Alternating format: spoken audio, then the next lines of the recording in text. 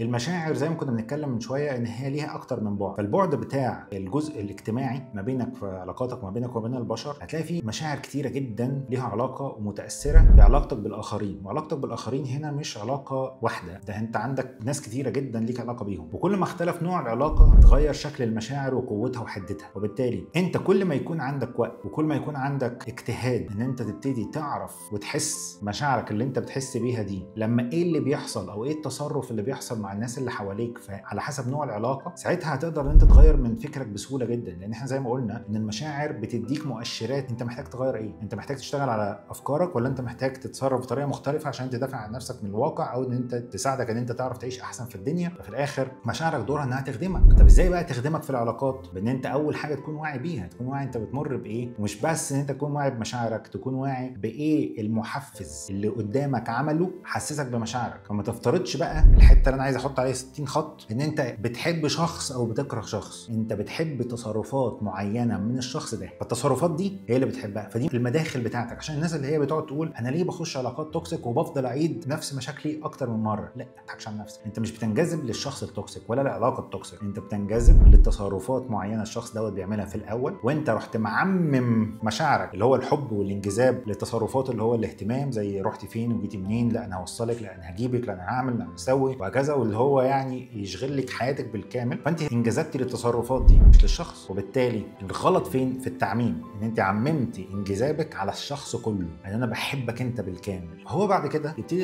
يغير من تصرفاته، يقلل الاهتمام، خلاص العلاقه اتكونت، انا بعمل كل ده عشان العلاقه تتكون، العلاقه تتكون مش هعمل كده تاني. فيبتدي ان تصرفاته تتغير وانا لسه بحبه، بس انت مش بتحبيه، انت كنت بتحبيه تصرفاته، فالتصرفات مش موجوده فانت متضايقه. فهنا بقى الخناقه، انا متضايقه وبحبك في نفس اللحظه. ازاي انا اكون متضايقه من تصرفات وفي نفس الوقت حاسه ان انا بحبك ومنجذبه لك؟ علشان المشكله هنا عندي انه الراجل والست بيمروا بنفس المشاكل دي، انه بيكون معمم مشاعره، مش محدد هي اتجاه اي تصرف، معمم مع الشخص، فالشخص مش حاجه ثابته، بتتغير باستمرار، تصرفاته حتى بتتغير باستمرار. وساعتها لو انت مش مفرق الاثنين ما بينهم وما بين بعض، حاطط كده وعي ادق في دماغك، هتلاقي نفسك بتتخانق مع نفسك، بيعمل لي تصرفات وحشه جدا وبيقدم لي حاجات مش مريحه تماما وانا متضايقه، فانا بقيت متضايقه من الشخص وبحب الشخص. حاجه اسمها كده لما يكون في تشوه في طريقه تفكيرك، انما في الواقع انت مش بتمر بكده، انت كاره تصرفات من شخص وحابب تصرفات من نفس الشخص.